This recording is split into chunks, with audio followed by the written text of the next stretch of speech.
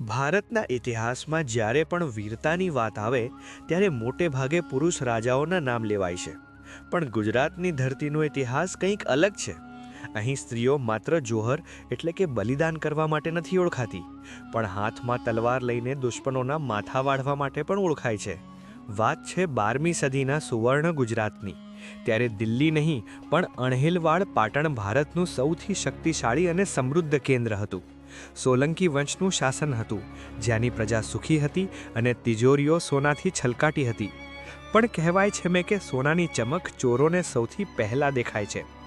એક ક્રૂર પડછાયો ગુજરાત તરફ આગળ વધી રહ્યો હતો અને તેની સામે રક્ષણ કરવા માટે કોઈ મહારાજા નહોતા.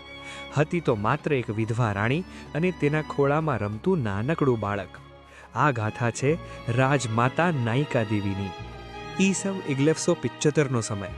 પાટણના મહારાજા અજયપાળનું અચાનક અવસાન થયું. આખું ગુજરાત શોકમાં ડૂબી ગયું. રાજ્ય પર હવે કોઈ સક્ષમ પુરુષ શાસક નહોતો. વારસદાર તરીકે માત્ર એક નાનકડો કુંવર હતો, મૂળ રાજ બીજો, જેની ઉંમર સાવ નાની હતી. દુશ્મનોને લાગ્યું કે ગુજરાત હવે અનાથ થઈ ગયું છે, હવે તેને લૂંટવું સહેલું છે. પણ લોકોને ખબર નહોતી કે રાણી નાયિકા દેવી કોઈ સામાન્ય સ્ત્રી નથી. તેઓ ગોવા એટલે કે કદંબ વંશના રાજકુમારી હતા. તેમને નાનપણથી જ શાસ્ત્ર અને શસ્ત્ર બંનેની તાલીમ મળી હતી. તેમણે આંસુ લૂછી નાખ્યા અને રાજમાતા તરીકે સત્તાની લગામ હાથમાં લીધી. તેમણે નક્કી કર્યું, મારો દીકરો ભલે નાનો હોય પણ તેની માં કમજોર નથી. સરહદની પેલે પાર ગઝનીમાં એક રાક્ષસ જાગ્યો હતો, શાહબુદ્દીન મોહમ્મદ ઘોરી. તેનો ઈરાદો માત્ર લૂંટનો નહોતો, તેને ભારત પર સામ્રાજ્ય જમાવવું હતું. તેણે મુલતાન અને ઉચ્ચ જીતી લીધું હતું.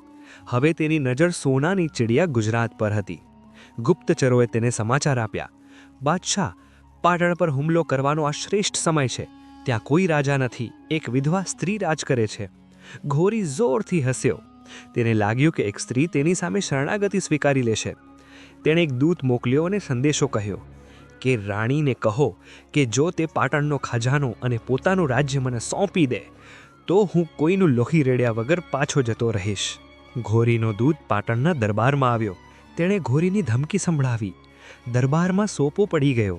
કેટલાક ડરપોક મંત્રીઓએ કહ્યું, મહારાણી, આપણે સંધિ કરી લઈએ, આપણી સેના ઘોરીની સેના સામે ટકી નહીં શકે.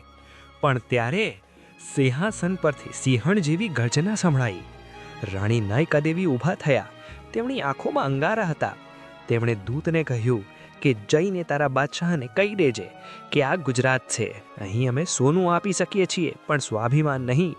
જો તેને પાટણ જોઈતું હોય તો તેણે રણ મેદાનમાં આવવું પડશે. દૂત ધ્રુજતો પાછો ગયો. યુદ્ધ હવે નક્કી થયું. નાયિકા દેવી બહાદુર હતા પણ મૂર્ખ નહોતા. તેઓ જાણતા હતા કે ઘોરી પાસે વિશાળ ઘોડાદળ અને હજારો સૈનિકો છે. જો ખુલ્લા મેદાનમાં યુદ્ધ થાય તો ગુજરાતની સેના હારી જાય. તેથી રાણીએ ભૂગોળનો સહારો લીધો. તેમણે યુદ્ધનું મેદાન નક્કી કર્યું, આબુ પર્વતની તળેટીમાં આવેલું કાશદ્રા ગામ. આ રસ્તો સાંકડો અને પથરાળ હતો.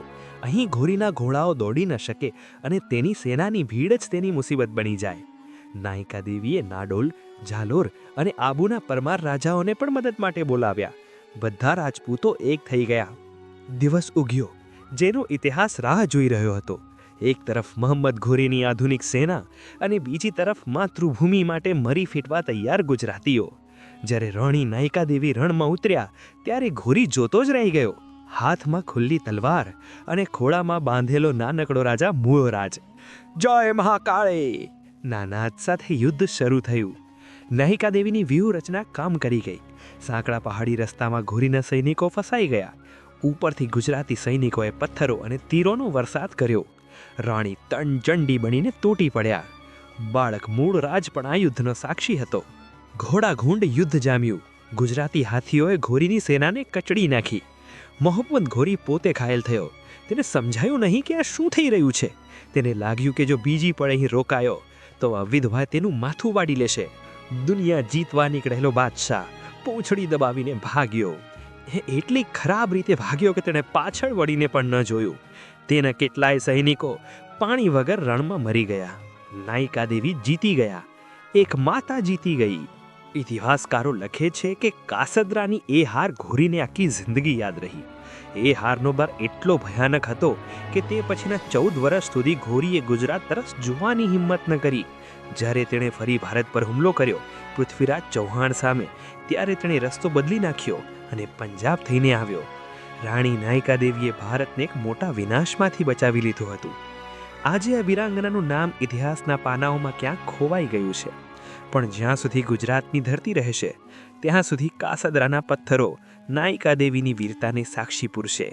ધન્ય ધરા ગુજરાત. મિત્રો, જો તમને આ વીરાંગના પર ગર્વ હોય તો કોમેન્ટમાં લખજો સિંહણ નાયકા દેવી. જય હિન્દ.